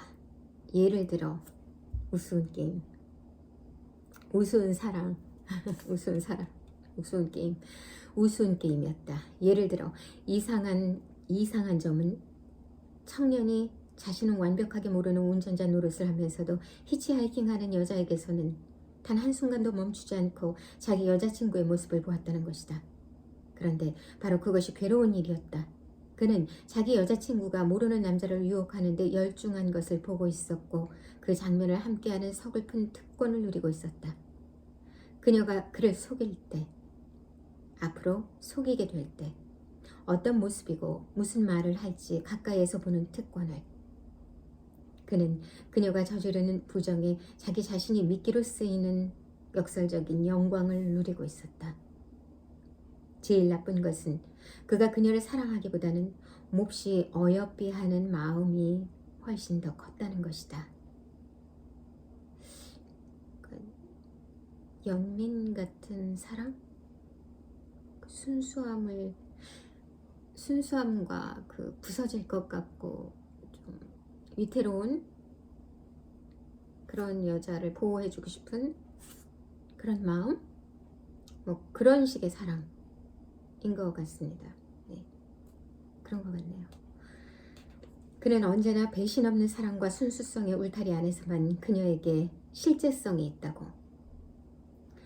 그리고 그 울타리 너머에서는 그녀는 그냥 존재하지를 않는다고 생각했었다. 그녀의 정체성이 결국은 순수성이라고 생각을 하고 있죠. 그거를 떠나서는 그녀가 아니라고 이 남자는 생각하고 있네요. 그 울타리를 넘으면 마치 물이 비등점 너머에서는 물이 길을 그치는 것처럼 그녀는 그녀의 길을 그친다고. 그녀가 너무도 아무렇지 않게 사뿐히 그 가공할 경계를 넘어서는 것을 보면서 그는 분노가 솟아오르는 것을 느꼈다. 그녀가 화장실에서 돌아와 투덜댔다. 어떤 놈이 나한테 아가씨 얼마야? 그러대요. 놀랄 것도 없어요. 창녀처럼 보이는데 뭘. 아시는지 모르겠는데 전 그런 거 상관없어요. 그 남자분하고 같이 있어야 할 걸 그랬네요. 당신이랑 있잖아요. 나중에 그 사람한테 가면 되죠 뭐. 그 사람하고 이야기만 잘 되면 돼요. 마음에 안 들어요. 하지만 하룻밤에 여러 남자랑 같이 지내는 건 하나도 거북하지 않죠? 그럼요. 잘만 생겼으면. 한 사람 한 사람 순서대로 하는 게 좋아요? 아니면 한꺼번에 같이 하는 게 더 좋아요? 둘 다 좋아요. 대화는 점점 더 외설적이 되어갔다. 그녀는 약간 타격을 받았지만 항의할 수는 없었다. 게임 속에서 우리는 자유롭지 못하며 게임 속에서 자유로워지고 있는데 그 자유는 주체적으로 의식하고 하는 게 아니라 자신도 모르게 무의식적으로 자동 반사적으로 그냥 그 철저하게 그 역할놀이에 취해 있으니까 어떤 면에서는 그 주체가 없는 조정당함? 그런 상황이 되는 거죠 지금. 게임 속에서 우리는 자유롭지 못하며 게임을 하는 자에게 게임은 함정이다. 이것이 게임이 아니고 둘이 서로 모르는 사이였다면 히치하이킹한 여자는 한참 전에 벌써 기분이 상해서 자리를 떴을 것이다. 하지만 게임에서는 벗어날 방도가 없었다.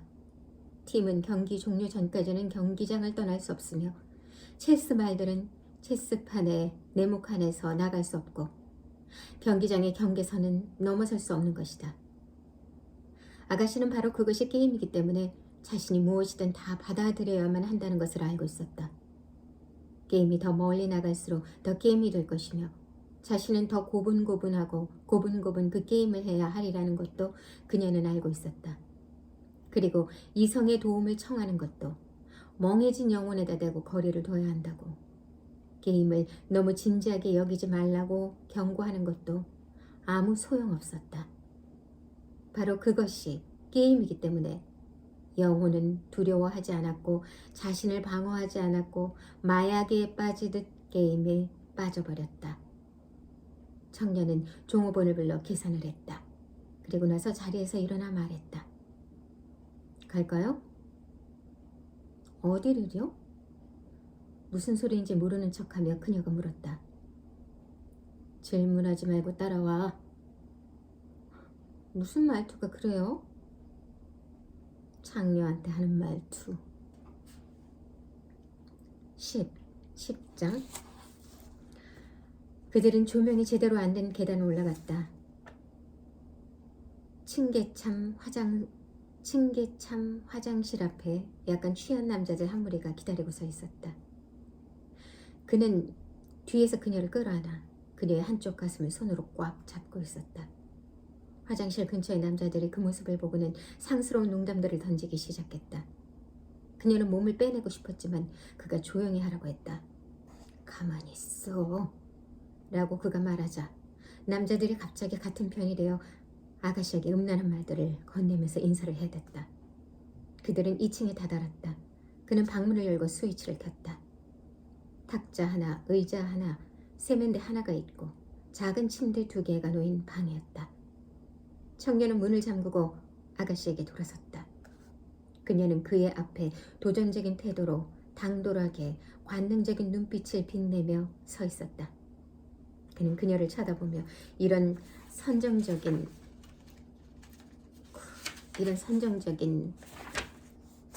표정 뒤에서 자신이 다정하게 살아가는 친근한 모습을 찾아보려 애썼다. 마치 하나의 대상에서 두 이미지를 투명하게 서로 비치며 나타나는 중첩된 두 이미지를 바라보는 것 같았다. 중첩된 그 두 이미지는 그의 여자친구가 모든 것을 담을 수 있고 그녀의 영혼에 끔찍할 만큼 한계가 없으며 그 영혼에는 충실함과 부정이, 배신과 결백이, 요염한 애교와 수줍은 부끄러움이 같이 자리 잡을 수 있다고 그에게 말해주고 있었다. 이런 야만스러운 뒤섞임은 그에게 뒤죽박죽 쓰레기 더미만큼 역겨웠다. 중첩된 두 이미지는 여전히 서로 투명하게 비치며 나타나고 있었고 청년은 자기 여자친구와 다른 여자들 간의 차이가 종이 한 장 차이라는 것, 그녀의 존재 저 깊은 내면에서는 다른 여자들하고 똑같고 온갖 생각, 온갖 감정, 가능한 온갖 악덕이 다 있어서 그것이 그의 은밀한 질투와 의심을 정당화해 준다는 것을 깨달았다. 그리고 그녀라는 사람을 한정짓는 윤곽에 대한 인상이 단지 상대가 바라보는 사람이, 그러니까 자기가 빠져버린 환상에 지나지 않음을 깨달았다. 그가 사랑했던 그녀는 단지 그의 욕망이, 그의 추상적인 생각이, 그의 믿음이 만들어낸 것일 뿐, 실제 그녀는 절망적으로 다른 사람으로, 절망적으로 낯설게, 절망적으로 여러 모습으로 그의 앞에 거기 있는 것 같았다. 그는 그녀를 혐오했다. 뭘 기다려? 벗어. 그녀는 머리를 요염하게 기울이며 말했다. 꼭 그래야 해요? 이 어조는 마치 오래전 다른 여자가 그 말을 한 적이 있는 것처럼 그에게 희미한 기억을 불러일으켰는데 누군지는 생각나지 않았다. 그는 그녀에게 모욕을 주고 싶었다. 히치하이킹한 여자가 아니라 그녀 자신의 여자친구에게. 게임은 결국 삶과 섞이고 말았다. 히치하이킹한 여자에게 모욕을 주는 연기는 이제 여자친구에게 모욕을 주기 위한 핑계일 뿐이었다. 그는 그것이 게임이라는 것을 잊었다. 그는 자기 앞에 있는 여자를 혐오했다. 그는 그녀를 뜯어보았다. 그리고 나서 지갑에서 50코로나짜리 지폐를 꺼내 그녀에게 내밀었다. 이거면 돼? 그녀는 그 50코로나를 받아들고 말했다. 그리 후하진 않으시네요. 네가 더 값이 나가진 않아. 그녀는 그에게 바짝 몸을 붙였다. 나한테 못되게 구네. 더 잘해줘야지. 그러려고 좀 해봐. 그녀는 그를 끌어안고 그의 입술을 향해 자기 입술을 내밀었다. 하지만 그는 그녀 입에 손가락을 대고 그녀를 가만히 밀어냈다. 나는 내가 사랑하는 여자하고만 키스해. 그럼 나는 사랑하지 않아? 그래. 누구를 사랑하는데? 그게 너하고 상관이 있어? 옷 벗어. 참 위험하네요. 어디까지 가려고 하는지. 결국 한계가 올 텐데, 그쵸? 11장. 한 번도 그녀는 그런 식으로 옷을 벗어본 적이 없었다. 수줍음, 공포감, 현기증, 그녀가 청년 앞에서 옷을 벗을 때, 그리고 어둠 속에 숨을 수 없을 때 느꼈던 그 모든 것이 다 사라지고 없었다. 그녀는 자신만만하게 당돌하게 환한 빛 속에서, 그리고 그때까지 몰랐던 천천히 옷을 벗는 황홀한 몸짓을 갑자기 알아내게 된 것을 놀라워하며 그의 앞에 서 있었다. 그의 시선을 주시하며 그녀는 정성을 다해 옷을 하나씩 벗어나갔고 단계 하나하나를 감미롭게 음미했다. 그러나 그 다음 그녀가 한순간 완전히 벌거벗고 그의 앞에 섰을 때 그녀는 게임이 이제는 더 멀리 나갈 수 없다고 생각했다. 옷을 벗으면서 가면도 벗어 던졌다고. 벌거벗었다는 것은 이제 오직 그녀 자신일 뿐임을 의미한다고. 청년이 이제 그녀에게 한 걸음 다가와 어떤 손짓, 모든 것을 다 지워버릴 몸짓을 할 것이고 그러면 이제 그들의 가장 내밀한 애무만이 남게 되리라고 생각했다. 그러니까 그녀는 그의 앞에 벌거벗고 서 있었고 이제 게임은 그만둔 것이었다. 그녀는 당혹스러웠고 진짜 그녀에게 속하는 미소, 수줍고 어찌할 바 모르는 미소가 얼굴에 나타났다. 그러나 청년은 꼼짝도 하지 않았고 게임을 지워버리는 그 어떤 몸짓도 하지 않았다. 그는 그렇게 익숙한 그녀의 미소를 보지 못했다. 그는 오로지 혐오하는 여자친구의 아름다운 낯선 몸만을 눈앞에 보고 있을 뿐이었다. 증오가 그의 관능성에서 감정이라는 표면 광택을 다 씻어내버렸다. 그녀는 그에게 다가가려 했지만 그가 말했다. 그대로 있어. 잘 보이게. 그는 이제 오로지 단 하나, 그녀를 창녀처럼 다루기만을 바랐다.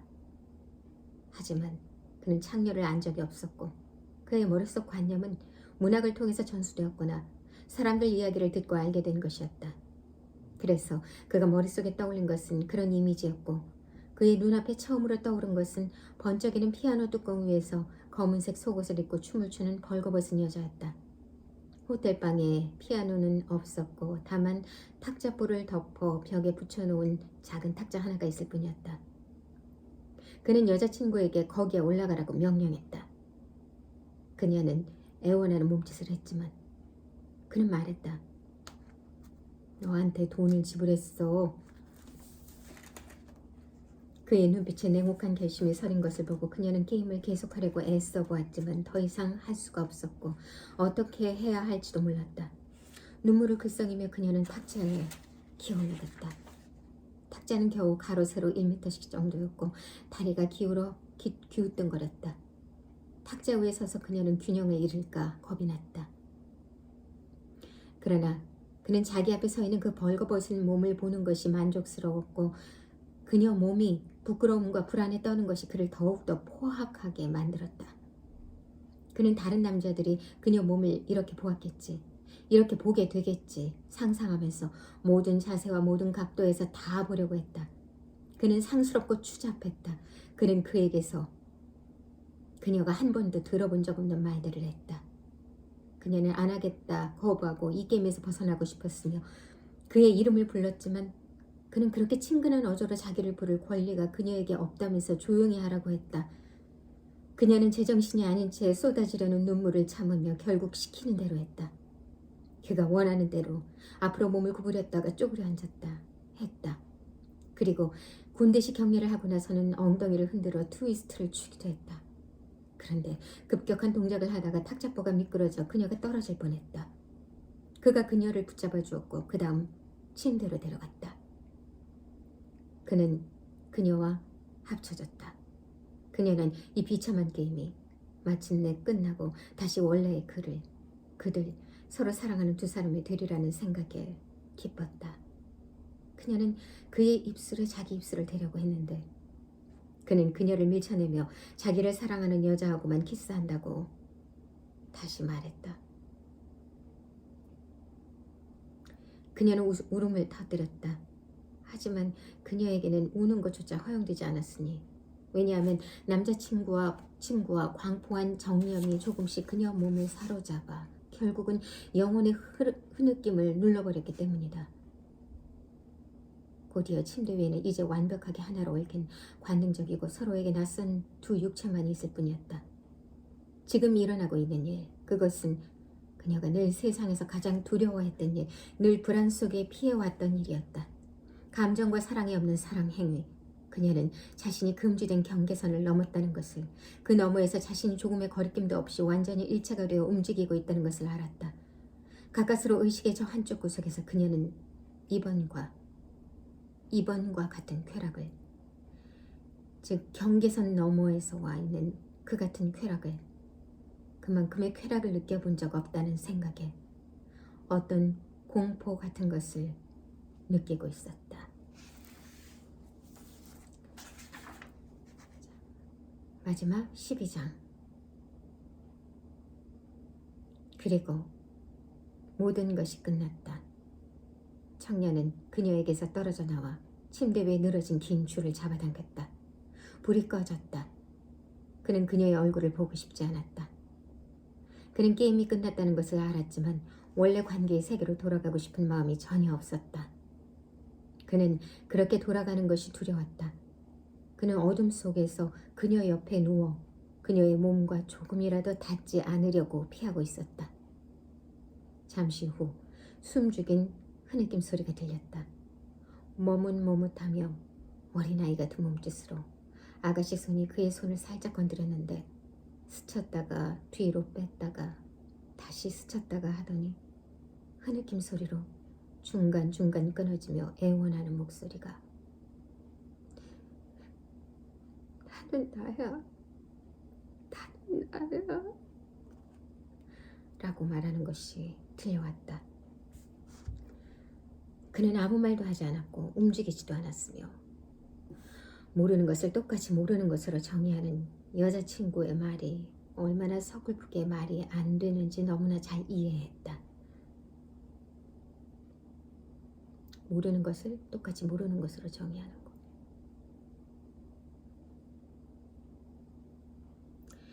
흐느낌은 긴 울음으로 이어졌다. 아가씨는 그러고도 한참 그 가슴 저미는 동어 반복을 계속했다. 나는 나야, 나는 나야, 나는 나야. 그래서 그는 아가씨를 달래기 위해 연빈의 도움을 청해야 했다. 그 감정을 가까이서는 찾을 수 없었기에 먼 데서 불러들여야 했다. 그들에게는 아직 13일의 휴가가 더 남아 있었다. 끝. 그들에게는 아직 13일의 휴가가 더 남아 있었다.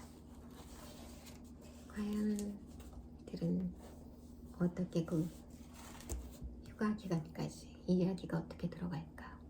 그 다음은 케이스 바이 케이스죠. 독자 나름의 생각으로 열어놨죠.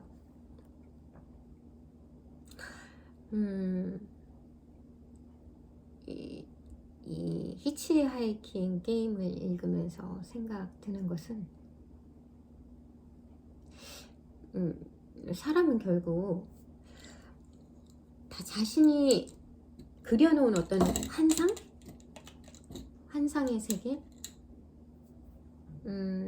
그것이 절대 가치나 뭔가 그런 것이라고, 이상적인 것이라고, 혹은 그게 옳은 것이라고, 그게 진실이라고, 뭐 그런 식으로 착각을 하고 살고 있는 거죠. 사실 이 여자는 굉장히 소심하고 두려움이 많고 굉장히 사랑하는 이와 밀착되고 싶어 하고 정서적으로 조금 의존적이면서 약간 종속적이고 그런 여자예요. 그럴 때 뭔가 안정감을 느끼는 여자인 거죠. 그렇기 때문에 어떤 그렇게 자유롭고 가벼운 그런 여자들을 한편으로는 동경하면서, 왜냐하면 그런 여자들은 지배당하지 않잖아요. 그냥 자기 하고 싶은 대로 자기 주도적으로 어쩌면 그런 여자들과의 맞붙었을 때 자신이 패배할 거라는 생각을 하는 것 같습니다. 결국 그래서 언젠가는 자기 남자친구가 그런 가벼운 여자들과의 만남 속에서 결국은 자기한테 질리게 되면 그런 여자들한테 갈 것이다 라는 상상을 많이 하고, 그런 두려움이 항상 있는 여자예요. 너무나 무겁죠.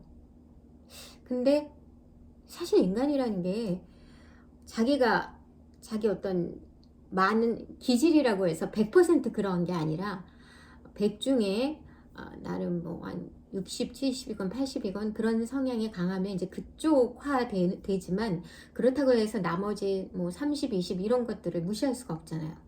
사람은 다 여러 가지 요소들을 공통적으로 가지고 있어요. 그러니까 여기서 이제 보이는 어떤 그런 가벼운 여자들의 어떤 이례적이고 어떤 것에도 꺼리낌 없고 자기 하고 싶은 대로, 그리고 관능적이고 육체적이고 어떤 육체와 정신을 거로 연결짓지 않고 그냥 가볍게 본능대로 할 수 있는 그런 것도 분명히 있거든요. 그런 욕망이 사람 본능적으로 있어요. 어떤 틀을 다 깨고 싶어하고 자유롭고 싶어하는 하나의 그 자유를 향한 욕망이죠. 철저히 그냥 어떤 그 육적인 본능에 충실한 것, 그런 욕망이 있는데 착각을 하는 거죠. 이 여자는 여자대로 그런 욕망이 자신의 없다고 생각했기 때문에 그런 사람들을 동경하고 어떤 이런 장난 게임 속에서는 자기가 흉내내기를 한다고 생각을 한 거예요. 그런 사람을. 그래서 이제 대타 그런 감정을 느껴가면서 어떤 그 만족감, 승리감을 느껴서도 나름대로 재미를 갖고 있었지만, 사실은 그거는 흉내를 낸다기보다는 그 안에 내재되어 있는 건데 감추어져 있었던 거죠. 근데 그것은 그 여자가 자기 스스로를 속였다기보다도 모든 사람들이 다 그런 부분들을 다 갖고 있는데 그 여자 자신이 그것을 인정하지 못했던 거죠. 그리고 남자도 마찬가지예요. 남자도 환상을 만들어 놨어요. 어떤 그런 순수성이라는 것에 그 여자를 틀에 박아놓고 그렇기 때문에 그 여자를 좋아한 거고, 사실은 그렇게 따지면 어떤 여자도 사랑할 수가 없어요. 그 본질을 파고 들어갔을 때는 결국은 그런 면만 있는 게 아니라 모든 면이 다 이렇게 섞여 있거든요. 어떤 것이 더 극대화되느냐에 따라 차이가 있는 것이죠. 그러니까 이 사람도 어떤 그런 환상을 만들어 놓고 그런 이상형을 만들어 놓고 진짜 존재 자체, 이 여자 주인공 존재 자체를 사랑한 게 아니라 이러저러한 그녀를 사랑했던 거예요. 그러니까 어떤 이런 다른 모습을 어떤 게임을 통해 보였을 때 정이 떨어진 거죠. 그러니까 결국은 어찌 보면 이 사람은 그녀를 사랑한 적이 없는 거예요.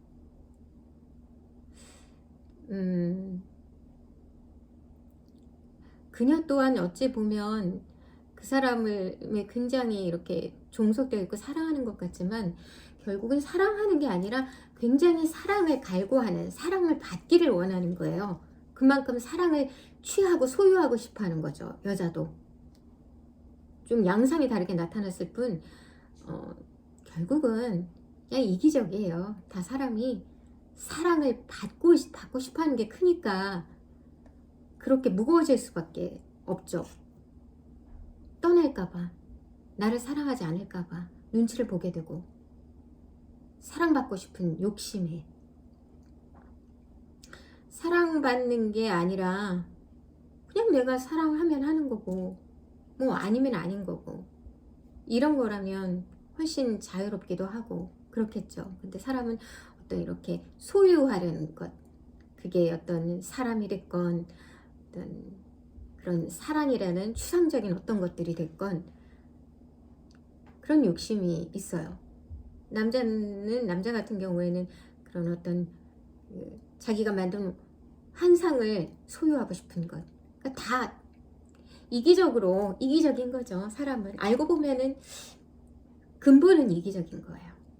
근데 그것을 인정하고 나면 훨씬 더 이렇게 편안하고 이해의 폭도 넓어지고 어떤 갈등도 없을 텐데, 늘 어떤 틀에 갇혀서 자신이 만들어 놓은 틀 속에서 항상 판단을 하고 따지려 하고 하다 보니까 어떤 반목도 생기고 오해도 생기고 그런 것 같아요. 꼭 남녀 관계뿐만이 아니라 모든 관계가 그렇죠. 남녀 관계는 그게 굉장히 극에 치달을 수 있겠죠. 그만큼 이렇게 좀 밀착되어 있는 관계니까. 그래서 우스운 사랑이라는 어떤 전집 속에 들어있는 히치하이킹 게임, 결국 어찌 보면 사랑이다 하면은 뭔가 숭고하다, 아름답다, 굉장히 모든 것을 다 포용한다, 이런 어떤 추상적인 개념을 갖고 있는데, 그런 식으로 인식을 하고 있는데, 여기 나오는 어떤 사랑은 그런 사랑이 아니에요. 어떻게 보면 굉장히 우습죠. 이 말대로 냉소적으로 철저하게 이기적인 거야. 사람들은 사랑을, 어떤 상대를 사랑하는 게 아니라, 누군가를 사랑하는 게 아니라 그냥 자기 안에 자기를 사랑하다 보니까 상황이 뭐 우습게 돌아가고 이상하게 돌아가고, 그래서 우스운 사람들이 아닌가 합니다. 과연 이 얘기는 어떻게 전개되어 간지는 여러 상상이 있겠죠. 성숙한 사람이라면 잠시 잘못한, 자신들이 착각했던 것을 깨닫고 뭔가 바로잡겠지만 이미 너무 많이 온 것 같아요. 본인들도 이미 어떤 그동안 고착되어 온 그런 생각이나 어떤 가치관이나 여러 가지 그런 속에서 벗어나지 못하기 때문에 결국은 예전의 관계로 돌아가지는 못했을 것 같습니다. 그 오래된 그 남은 열흘이 넘는 휴가 기간 동안 그 갈등과 분열을 어떻게 해결할지 모르겠네요. 다시 돌아올게요. 누가 왔어요? 여러분, 이 방은 피아노 방, 조그만 뭐 여러 가지 잡동사니 있는 방인데, 오늘 동영상을 마무리하러 잠깐 이 방이 제일 조용해서 이쪽으로 들어왔어요. 자, 오늘 짧지만 나름대로 좀 많은 생각을 해볼 수 있는 밀란 쿤데라의 우스운 사람들 단편집 중에서 히치하이킹 게임 낭독했습니다. 중요한 게 앞에 부분하고 뒤에 녹화할 때 보니까 제가 이 마이크를 꼽았잖아요. 근데 이 접촉하는 부분을 이렇게 제대로 접촉을 안 해놔서 마이크 상황으로 녹화가 안 되고 그냥 상황으로 녹화가 돼가지고 소리가 좀 다르게 느끼실 거예요. 좀 울리고 이해해 주세요. 다음번엔 실수 없겠습니다. 네, 이제 밤이 깊었고요. 다음에 또 새로 제가 또 단편이나 다른 것들 좀 찾아서 또 수일내로 빠르게 다시 찾아뵐게요. 아, 여기 여기 보이시나요? 얘들 저번에 제가 보여드렸었잖아요. 얘들이 누군지 아시죠? 얘들이 바로 구독이와 좋아요예요. 자, 얘가 구독이. 어머, 저건 또 뭐야? 남편이 지금 목욕탕에 물소리 나고 있죠. 이게 바로 리얼이죠. 네. 자, 구독아, 안녕. 좋아요, 안녕. 구독, 좋아요 잘 부탁드릴게요, 여러분. 네, 또 뵙겠습니다. 그럼 안녕히 계세요. 지니의 소리글방 진이었습니다. 짠!